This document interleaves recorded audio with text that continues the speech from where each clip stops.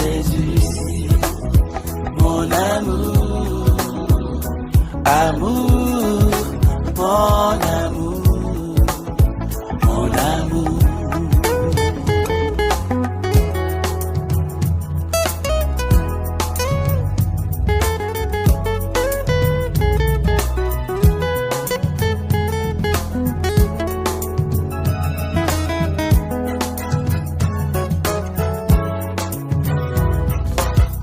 Dans ta présence je suis consolé, dans ta présence moi je suis restauré.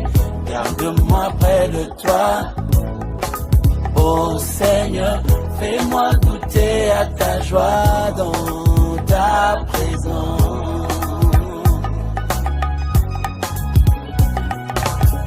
Dans ta présence je suis consolé, dans ta présence moi je suis restauré. Garde-moi près de toi, ô Seigneur, fais-moi goûter. Mama Mosantuna Lola, Bandeko balingami kati na nkolo centre évangélique la résurrection extension ya Matadi et biangi bongo bana nyonso ya Congo central na séminaire biblique monene oyo ebongisami na kati ya lingomba eye protoko yamba bongo adorateur du Seigneur Jésus-Christ ayebana bongo Congo mobimba le frère Franck Moulaja azokomela biso na kati ya mboka Matadi. Mama Yesu Masia. Shalom, shalom, shalom, frères et sœurs dans le Seigneur, de la résurrection Matadi, mais de toute la ville de Matadi, c'est Papa Franck Moulaja. C'est pour vous annoncer la tenue d'un grand séminaire de louange et d'adoration sur le thème La vraie adoration du 10 juin au 13 juin au centre évangélique La Résurrection Matadi. Jeudi 10 ekobanda bongo na ngonga ya 16h ndenge moko pe na mokolo ya vendredi 11 ekozalisama bongo na ngonga ya 16h kasi mokolo mwa enga le 13 juin 2021 ekozala bongo na ngonga ya 9h boya ebele toya bongo kokumisa nzambe pe toyoka bongo mabombami oyo evandisami likolo ya teme oyo sur la vraie adoration Ecclesia centre évangélique la résurrection extension ya Matadi et Zwami Bongo na balabala le Lombulu numéro 6 na quartier ville haute na commune ya Matadi référence derrière hôtel Munganga. Cordial bienvenue à tous.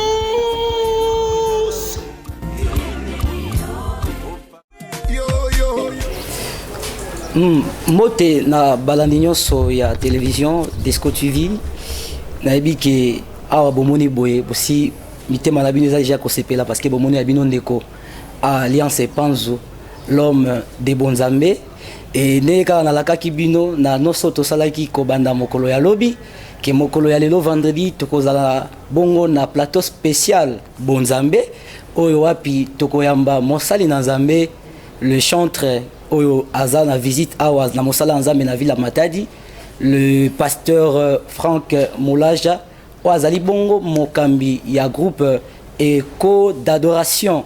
Donc on a yende lelo tokozana masolo ya Bonzambe et bongo boye na bengi bino bana na Nzambe nyonso basali na Nzambe ba église nyonso ya Matadi awa kozala bongo na baitando ike na bino pona koyoka sango ninyo yo mosali na Nzambe ayeli biso awa na kati ya ville portière ya Matadi. Et boye na kei bongo ko pesa vraiment losako nanganga na Nzambe le pasteur Franck Moulaja. Bonjour pasteur. Bonjour mon frère. Vraiment tukoloba papa soyez les bienvenus. Merci. Na kati ya province surtout ya Congo Central parce que le message au memi tozoni maké ezaka ya Congo Central bien que ça va être prêché ici à Matadi mais le message en question est kotambola. Donc toza tellement béni surtout pour na ko recevoir yo na kati ya plateau spécial to benga ngo Bonzambe.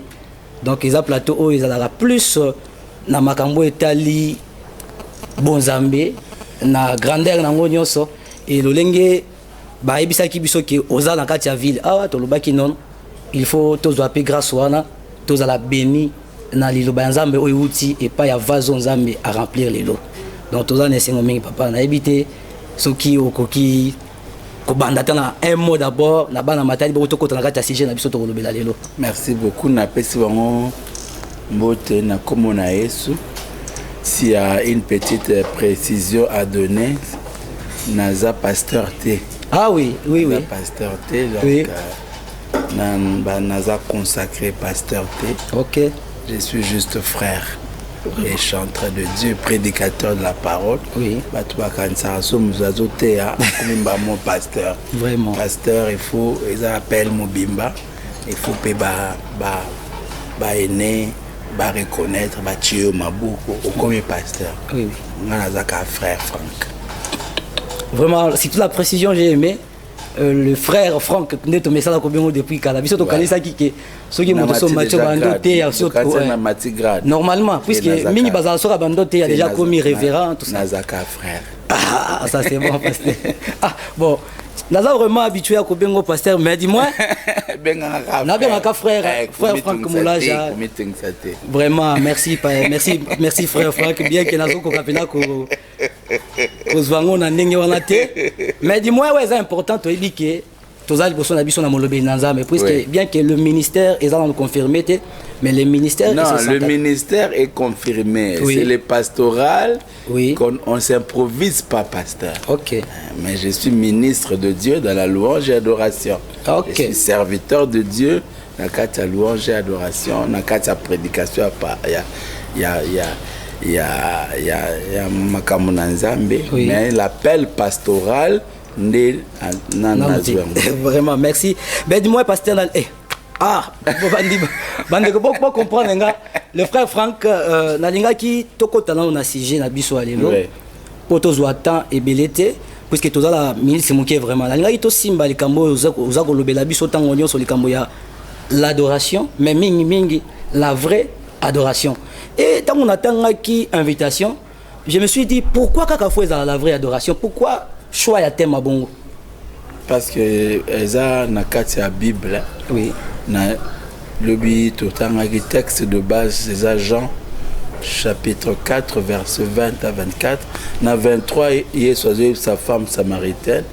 L'heure vient et c'est maintenant où les vrais adorateurs adoreront le Père en esprit et en vérité, car ce sont là les adorateurs que le Père demande. C'est-à-dire que la vraie adoration, bazo offrir Nanzambe la vraie adoration. Donc, dès que l'heure vient, elle est déjà venue. C'est l'heure à question qu'on parlait, c'est l'heure que Christ a inaugurée depuis que Jésus soit là. Vraiment. Pour apprécier soit ya a fungola heure ya sika a fungola époque to période oyo par nanzela na ye bagumba melia solo ba robotama nanzela na molimo santo. Mais parlant de l'adoration, est-ce que tokoki oyeba adorateur azanani? Comment tu peux être moto à adorateur puisque les autres ont un langage moko to benga langage moko ya bosangani ou les koloba soko moni muto azoye mande zo benge adorateur yango to mona lelo balobaka groupe d'adoration na concept wana ba adorateur ezaka bandeko ba yembaka to adorateur ezanani en réalité. Merci. Non, adorateur ezali moto nyonso ayambi Yesu lokola mokonzi po mbikisi na ye. Oui. Pe wazobika enge bene na makomi ya Nzambe. Yango Yesu alolobi na texte na biso alobi tango ekoki obagumba meli ya solo. Yesu alobi te tango ekoki obayembi ya solo. Vraiment la précision. Yesu alobi te bayembi ya solo.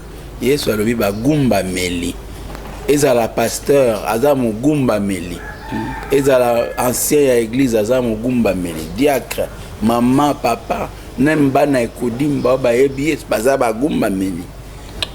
Donc adorateur eza titre ya biso ba invité et comme titre na ba fiche l'adorateur Yannick Mabanza. Oui, oui. L'adorateur héritier Kabango. Oui. Non, ils ont titre à Bayembité. Aïe. Adorateur, ils ont mon Christ Oignon soit adorateur. Donc moi Nicodime ou azana Christ adorateur. Pasteur adorateur. Maman comité ba maman adoratrice.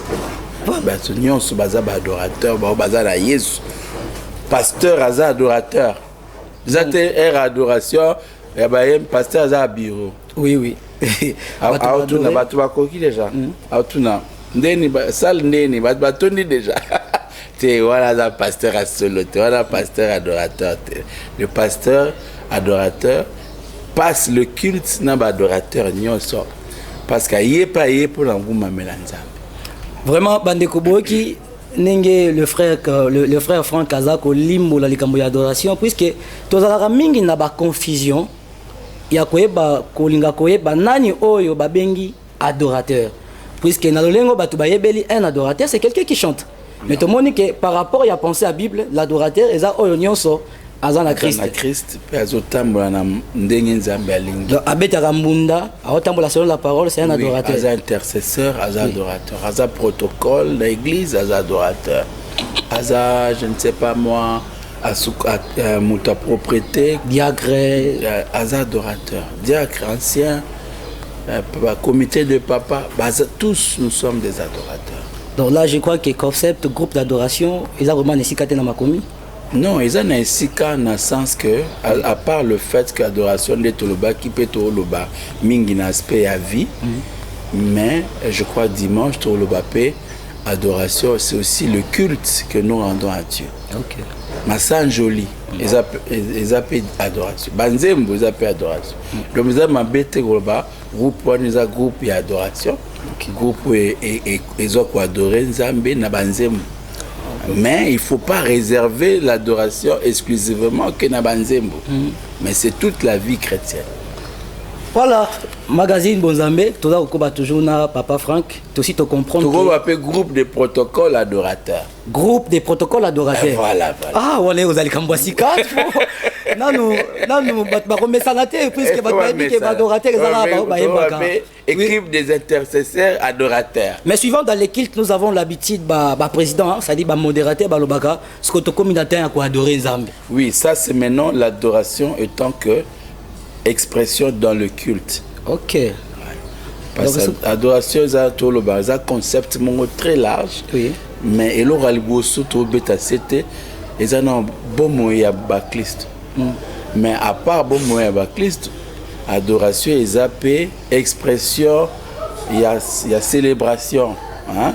Il y a massage joli, il y a un moment où il y a siko to kominata, il y a oguma melanza. Ok, donc Kolobarane est dans ma bête. C'est une partie dans le culte. Oui. Culte, en gros, c'est l'honneur à Dieu, mais dans le culte, dans la liturgie, oui. Ton programme, toi na ba étape et belé. Toi na étape puis ba annonce, tu combien annonce. Oui. Tu combien oyoka le ba lanza. Tu combien roguma mela nzambe, c'est-à-dire une partie réservée pendant le culte au tozo l'exatan, il y a quoi adorer nzambe. Ok, donc je sais que je comprends l'adoration, ils ont vraiment enseignement mobimba d'ailleurs dernièrement na tanga lu vraiment oyo komaki. Oui. Je crois c'est l'adoration toujours. Oui. na monaki ba makambo ebele na kati quand vous parlez par exemple tabernacle ya David si je ne me trompe pas na kati ya livre wana et na monaki que sujet ya adoration ezali sujet oyo ba na Nzambe sengeli ba maîtriser ngo malamu. Oui, malamu. Amen. Donc yango na moni sengeli terme na ba église, sengeli ba pasteur ba tia. Pourquoi pas faire des conférences autour de l'adoration? Autour de l'adoration parce que c'est parmi, comme je dis hier, les thèmes principaux. Il y a l'église. Oui. Malheureusement, ils ont moins négligé pour mingi. En tout cas, on a besoin de RDSA social. Mingi, il faut que l'on oui. Ils ont recevé au hôtel, alliance, coco, pose mambongo, moni. Donc, bon, on comprend, mais on oublie que à part tout ça, nous avons un Dieu à louer et à célébrer. Mais concept adoration ou louange, ils ont la différence quand on parle de la louange ou l'adoration? Disons, c'est la même chose. En vrai dire, c'est la même chose. Oui. Mais moi, mon différence, mon qui est kokota, tango toza nde na lobby na kati ya liturgie, na kati ya célébration. C'est là que nous mettons un peu de différence pendant le bas. La louange parle plus des hauts faits de Dieu. Oui. Mais l'adoration parle de Dieu qui fait des œuvres grandioses. Ok. Comme on dit, louange, Jésus célébrait makambo na nzambe, mais adoration, Jésus lobela nzambe ya makambo ya nzambe. Donc louange ezali kolobela makambo ya nzambe, mais adoration eza plus basé sur la personnalité de Dieu. La personne de Dieu, voilà. Ok, donc voyez net ba précision à boye puisque ngala kala na sina solo la ndeko moko aza moyembi puisque na yamba rapé ba yembi ba sali na nzambe. Concernant la différence et adoration dans louange, bon, malheureusement, j'ai appris que louange est à la moi chaud. So, tu as ta musique comme moi, on est dans la louange, mais ce qui musique est à la des adorations. Malheureusement, que ce n'est pas d'abord ça, mais il y a expression musicale. Oui. Disons par rapport, il y a un thème, quand nous voulons parler des hauts faits de Dieu, oui. Nous louons Dieu, nous le célébrons. Il y a un moment où mingi tendance, il y a musique forte dans cette dimension de célébration, oui. Dans cette dimension d'exaltation, de louange. David a poussé vers l'Éternel des cris de joie. Oui. Venez avec allégresse en sa présence. C'est pour ça que tendance il y a musique forte et qu'il n'y aura plus d'aspect on a grande célébration, louange. Mais tendance il y a musique douce, ça nous plonge un peu dans la contemplation. Okay. C'est comme pour vraiment aller vers la personne de Dieu, dans cette intimité profonde avec la présence de Dieu. Musique ya kimia. C'est pour ça on a collé à l'adoration musique ya kimia. Mais la grande différence c'est ça on a bas style oui. C'est plutôt le thème. L'adoration vise plus la personne de Dieu. La louange vise les œuvres de Dieu, si on peut dire comme ça. Merci Papa Franck pour la précision. Mais la ligne tokota na katia Jean chapitre 4. Où ils allaient bongo test nabiso de base. La conversation, il y a Jésus et la femme samaritaine. Oui. Vous allez voir, quand la femme samaritaine a recouru à Yesu, a dit que bango ba adoraka na ngomba. Et nazui elokoana, quand elle salelo est justifiable na basala nzambe belé, expression balobaka que non ba ke ko luka nzambe na ngomba.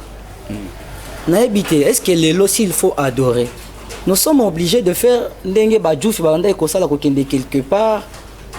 Ou comment? Puisque koyoka dire ya Christ kolobake lelo eza lisusu na ngomba te komi na molimo. Cela veut dire absolument et autres ngapene lo banini. Adoration ya ngomba na o ya molimo, différence eza nini? Merci Mingi. En fait, question zotuna, ya onde question femme samaritaine à tunaki Yesu alobi. Nos pères ont adoré sur cette montagne. Bas samaritain. Mais vous les juifs vous dites que le lieu où il faut adorer, c'est à Jérusalem.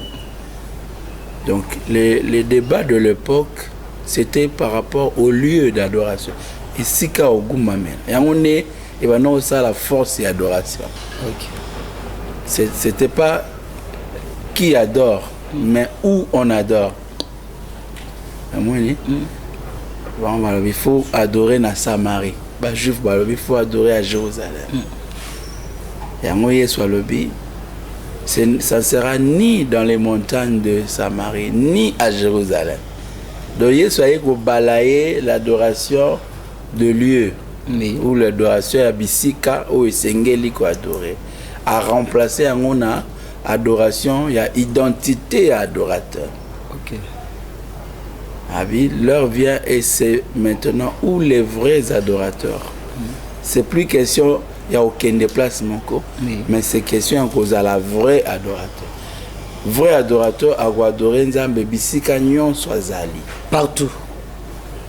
pour être beau moinaine et adoration. Ok. Avant même à l'oba, mais il y a déjà adoration pour l'ensemble. Donc place à Fanny Netto, ça l'émission, toujours adorer Nzambe. Parce que en pleine émission, c'est l'adoration. L'adoration, parce que vie nanga est agréé dans Nzambe. Donc partout dans Zali, nazo kumi Nzambe. D'ailleurs, tant on a le bela pour Nzambe, nazo kumi Nzambe. Ok. Dans le débat de l'époque, Maramba lié, les deux sont Maramba liés. Cependant, ils ont ma bête pour quelqu'un de dire pour naki mama kelele ya quartier, naki ne moi musika pour nanaza concentrer na prière. Les lieux, je crois, c'est plus pour chercher une certaine concentration vis-à-vis Nzambe pour Osambela. Malheureusement, makelele la honte kimi na cité et landi biso na ngomba kutu kuna grand makelele po kutana na batu ba uti de pa okuna ba opekoto et puis okutana ba faux prophètes belé bazara bat na ngomba Nzamba wala kisanga so na yaki te no ngolo sandi so na yaki to oui c'est nini ça c'est grave personne numéro nanga sous prophète Nzamba personne numéro nanga obenga na ndaku Nzamba nazu numéro ne pas Saint-Esprit Nzamba suyo zelanga na ngomba aïe so na yaki te oui aïe parce que oui et si quand on simbi c'est vraiment et ben di maël nanga une fois tozaki na retraite biso tokendaka na matadi ngomba na biso babenga yango pikambien naza pe mosambeli na kendaka une fois na retraite mais ce que je peux remarquer na kati ya ngomba il y a eu des églises bandeko baskize biso église des noirs nde tobenga yango na matadi parce que biso awa eza moi ebele bandeko basambelaka moi ba biloko mosusu wana maintenant je me demandais awa nga nazosambela Jésus côté oyo musulman moko azosala badémonstration na ye azosala bango babakiste puisque kuna ekoma nango lie moko bato baya kosala babiloko na bango ya molimo mais na babisika bongo est ce que esengeli kaka bachrétien bakendaka kuna parce que nous avons comme tendance soki moto ake ngomba te on dirait non c'est la mondanité en fait ça c'est ramener les gens dans l'ancienne alliance où les gens allaient chercher Dieu siko nzambe aza kati na biso Yesu alobi na Matthieu 6 alobi si tu veux ni kokende te na coin ya avenue na bino po bana osambela pour être vu des hommes misusu bamata bangomba po babenga ye mosambe ya mata bangomba do babangaka ye benano mosambe ya mata bangomba Bible lobi si tu le fais pour être vu des hommes, tu as déjà ta récompense. Aux yeux déjà récompense. Yesu alobi, soki olingu kosambela, kota na chambre na yo. Habite matala ngoma, maintenant kota na chambre na yo, kanga porte ya chambre na. Sambela nzambe na yo dans le secret.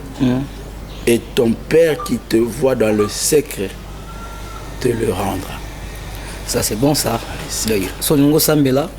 Donc Christ a prôné plus la vie de secret que la vie publique. L'intimité on peut dire. L'intimité dans le secret. Ça c'est très très fort pasteur. Excusez-moi papa. Donc il n'y a pas de problème. Pasteur. Voilà. Allais-je dire il y a aussi l'autorité ministérielle on peut dire. J'ai seulement voulu éclairer l'opinion. Oui. Parce que bon aussi normalement je dois être consacré pour Nandima pastoral. Oui. Mais bon, vraiment. Pasteur, parlons maintenant dans les Cambotali vrai adorateur. Vrai adorateur, Azanani. Pe lo lenge ni to yuko ba o yazali vrai adorateur. Ok. Oui. Parole en Nzambe pesi biso ba élément. Oui. Et Kamami étambouissi le vrai adorateur. Quand les gens ont tourné dans le soit lobby, leur vie aussi où les vrais adorateurs adoreront le Père en esprit et en vérité. Ce sont là les adorateurs que le Père demande. C'est-à-dire, vrai adorateur, premièrement, c'est celui qui est né de l'esprit. Et tobotami na kat na molimo le jour où tozo yambaye sur le kola mokonzi pe mobikisi na biso babengi yango nouvelle naissance. Nicodème ayepa ya Yesu azotuna Yesu ndenge ni mutu akoyi kozonga lisusu na libumu ya mama pa bota mambala ya sika. Yesu ayebisi non, la nouvelle naissance c'est un mystère de Dieu. C'est par la foi. C'est pas au robot Tamasuna Nzoto. Non, non, non. Tu nais de l'esprit et par la foi. C'est par la foi en Dieu. En acceptant l'œuvre à Yesu, na croix. Et donc, quand les tolo peut-être aux autres nangai, au fungoli motema na yo au lobby Yesu kota na bomo nangai, changer vie nangai. Et si tu le fais sincèrement, tu es né de nouveau. Tu es né de l'esprit. Autant amis parmi les vrais adorateurs. Donc, ils ont premièrement sali expérience. Il y a une nouvelle naissance. Oui. Deuxièmement, il ne suffit pas de faire l'expérience, il y a une nouvelle naissance, c'est d'être né de l'esprit. Il faut marcher maintenant dans la vérité. Et on va adorer Nzambe en esprit et en vérité. La vérité, c'est la parole de Dieu. Ba vrai adorateur baza kotambola enge bene na makomi Nzambe. La vérité, c'est les enseignements du Christ. Yesu abi allez faire de toutes les nations mes disciples, les baptisant au nom du Père et du Fils et du Saint. Enseignez-leur à observer tout ce que je vous ai prescrit. Tangisa bango nyonso oyo na tangisi bino. Je suis avec vous jusqu'à la fin. Donc tu voyez na mogumba meli ya solo na lolenge a etamboli na e. Puis vous les connaîtrez par leurs fruits. Si l'expérience de la nouvelle naissance est spirituelle, mutakolo bana yamba Yesu. Tu voyez bateska yamba to yamba te. Mais tu voyez bana etamboli na e. Lolinga zobika. Est-ce que zobika kaka ndio zaikala. Ozayi mutaba chéri. Wolobio yamba Yesu yona kana ba chéri. Ozayi muta olangwa masango. Wolobio yamba Yesu yona kana ba bara batadi. Bara tozana qui monte qui monte bah tout voilà bah comment on dit chaudron chaudron yo la kala ba chaudron on a yamba Yesu mais yo na ba mon kana ba chaudron aïe makamni ya makasi abane o balba ipena makasa bololo parce que tant on lia agneau faut lia na makasa bololo donc makasa bololo za ba point de tenalo kasi makambe moi na Nzambe tukoye bae na lolenge ya kobika lolenge ya zo mene vina mulilo banzambe transformer vina makambo kalesili akomi mwana na Nzambe kotambo na kobanga Nzambe. Mais notamment quand on parle du vrai adorateur, c'est que faut pas bazali papa. Justement.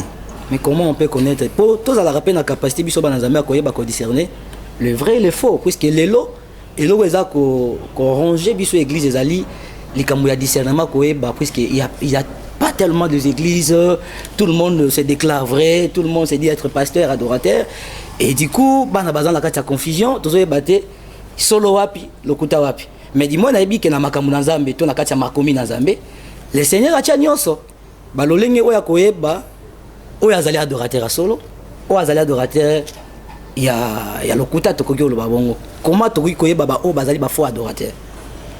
Bon tuni ba mo mituna ebele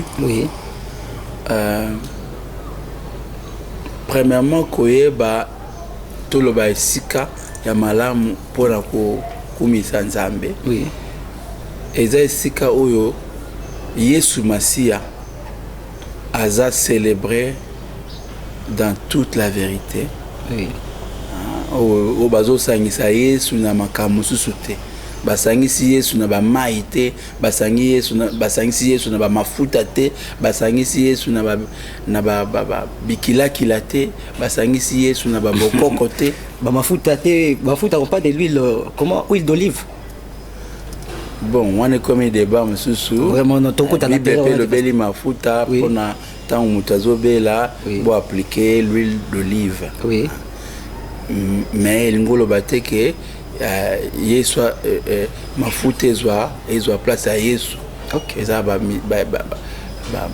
église mususu donc Yesu awa mafuta awa.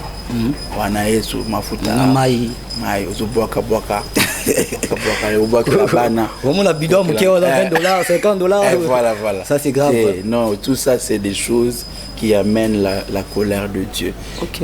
Ici quand Yesu soit célébré dans toute la simplicité premièrement et deuxièmement où la parole de Dieu a l'autorité, les saintes écritures. Bibelobi muta bakisate alongolate na oyo komami où on vit la parole de Dieu dans toute sa totalité. Donc ici comme madame ndeko ndenge mosala nzamba lobi ezali esika oyo okuti Jésus aza mélangé te na nenga mokuse. Donc un Jésus qui est prêché puisque l'agneau agneau baliaka na entièreté na nyonso. Amen. Donc ezate ke balongola ndambu. Donc il faut que tu la esika o po bande ko ebele balobaki so okuta na mosala nzambe tuna to yebaka adoration nga so to okuta wapi. Adoration so les esika o Yesu atemi na mobimba na ye bazolongola ete. On eza na ndenge ba expliquer biso na ndenge ya mokuse. Amen. Mais pasteur na lingi nakota na rubrique moko to benga ngo vérité toujours na kati ya plateau spécial mais na kosimba mingi likambu ya livre on atangaki oyo zaki mokomi na bi koza ko reconnaître yango ngala za lecteur natanga ba livre. Très bien. Livre na ya adoration pourquoi quand vous parlez de l'adoration au Kenya kosimba likambu ya tabernacle à David et Salomon, est-ce qu'il y a une beaucoup kanimo ko ezamba makambo tali adoration na ba tabernacle na bango nyonso na de Salomon ça ki wana? David et Moïse, j'ai parlé de David et Moïse, si je me trompe pas. Tabernacle de Moïse et tabernacle de David.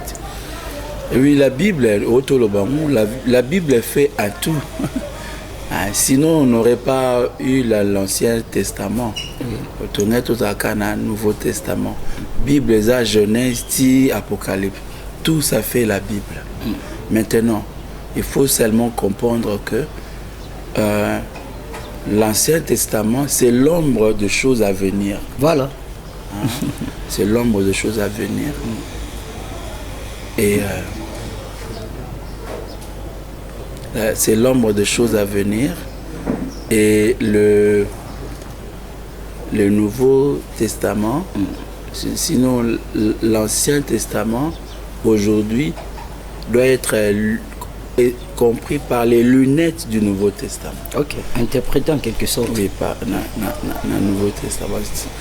C'est pour ça que ça nous sert juste d'exemple la manière dont Dieu a institué le tabernacle. Les autres sont là, les autres comprendre le cheminement de la présence de Dieu, où vous avez le parvis, le lieu saint, le lieu très saint. Il y a beaucoup d'éléments dans le tabernacle où ils ont servi biso lelo pour comprendre le culte. Oui. Par exemple, quand je parle de lieu très saint, là où résidait le Shekinah de Dieu, oui. C'est là que je te rencontrerai, dans le sanctuaire, dans le Saint de Saints. Oui. Alors, au milieu des deux archanges, aux ailes déployées, oui. Au-dessus du propitiatoire. Oui. Les propitiatoires, dans les propitiatoires, il y avait l'arche de Dieu, et dans l'arche de Dieu, il y avait, disons, le bâton d'Aaron qui a fleuri, les tablettes, la loi, les propitiatoires, c'était les lieux où, disons, les souverains sacrificateurs abandonnaient la rite d'expiation pour se purifier. Donc, les lots, ça a une place pour dire la présence de Dieu réside dans la pureté. Oui. On ne peut pas chercher Dieu dans le péché. Oui. Nous avons ça. Quand vous parlez des archanges aux ailes déployées, chaque fois que la Bible parle des archanges, la Bible veut nous renvoyer à la louange. Oui. Rappelez-vous de Ézéchiel 28, où on parle de l'archange déchu, oui, le diable qui tenait la louange au ciel. Et Psaume chapitre 22, verset 4 dit Et pourtant tu es saint, tu sièges au milieu de louange. Et donc celui qui veut chercher la présence de Dieu doit le chercher dans la louange. Et tout ça, nous le puisons dans le tabernacle de Moïse. Le tabernacle de David nous a appris que Dieu était disponible. Parce que chez Moïse, Arche qui dans le Saint des Saints, le voile séparé, disons le lieu saint et le lieu très saint. Mais dans le tabernacle de David, on parle de tabernacle que par rapport à l'arche, c'est-à-dire la résidence de Dieu.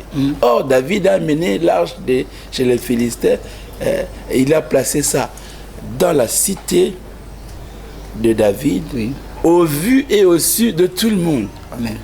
Alors que chez Moïse, seul le souverain sacrificateur entrait une fois l'an et sortait. Mais chez David, tout le peuple était autour de l'arche. Et nous avons dit que ça préfigurait les temps où tout le peuple viendra dans la présence de Dieu. Et quand Christ est mort à la croix, la Bible dit les rideaux du temple s'est déchirés de haut en bas. Et l'accès nous est offert. Amen. Ouvert à la Sainte Présence. Donc, Babylone, nous le puisons dans la Sainte Alliance et nous le comprenons selon ce que Christ a accompli dans la Nouvelle Alliance. Oui, les acquis vraiment question de acquis personnels, puisque Nathan qui livrait. Nathan comprendre que Nathan n'a pas ça, ça peut éclairage Johanna, puisque moi je crois que la foi, il faut avoir la précision. Exactement. Aux autres qualités, comprendre madame, il faut que tout le monde en tout cas, je suis très béni. Je suis vraiment très béni. Merci, papa Franck. Mais Nalinga, il faut taper dans la makambo, tu as ça dans Matadi. Oui. Na événement, oui, bandaki, je crois, mokola lobby, jeudi. Bandaki lobby jeudi. Ils ont tambola, l'olengeni, pe surprise ni nango ezali awa. Batotango bakoya. S'assurer je sais que bakutana Jésus, mais est-ce qu'ils ont pu accompagner na niveau musique, c'est-à-dire puisque vous êtes aussi le président to Mokambia groupe éco d'adoration, on a peut-être ceux qui na groupe to groupe petit kala qui na Kinshasa. On a plus pour donner le séminaire. OK, na cadre parole. On a casquette ya chanteté. OK. On a vraiment pour comme prédicateur. OK. Et je suis en train d'enseigner, on a commencé hier les lots et puis on va finir à dimanche. Les dimanches aux Anatongo, tu n'as pas quoi? Natongo, 9h. 9h, ti 12h. Donc, tu banda qui est en lobby. Nanga ipena ça la rappel na bande ko boyebi église té. Église église centre évangélique la résurrection. Où ils ont mis bongo na veni attendez, je vais voir la veni pour nous dans la précision puisqu'il y a koma qui ango. Ils allaient na veni Lelo Mungu. Numéro 101, référence derrière hôtel Munganga. Donc numéro 6, numéro 6 s'il vous plaît, donc tout ce qui adresse Wana Mabe, ils allaient avenue Lelo Mungu numéro 6, derrière hôtel Munganga. Partout ils allaient.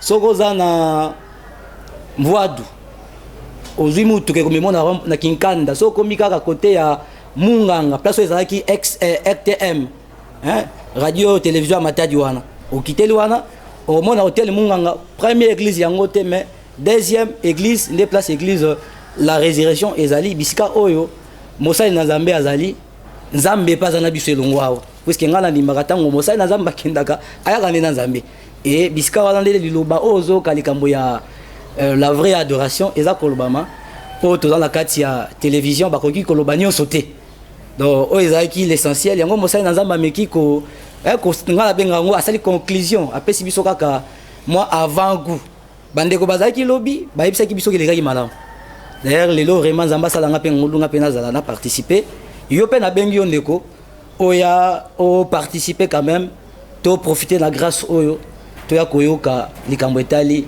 adoration to meka muke kolongola moi ba compréhension musuto za nango eza pena na kati ya makambo Nzambe te par rapport ya makambo etali adoration et vous allez malamu mingi tozali ko kende vraiment na suka papa Franck na ebité biso to bagali lo basuka te mais parole ni nokoki loba pona journée à lelo ça dit ndé tozo clôturer émission oui na sepeli mingi na émission na yo et permettre bandeko bazwa éclairage ya makambo oyo toza kosolola.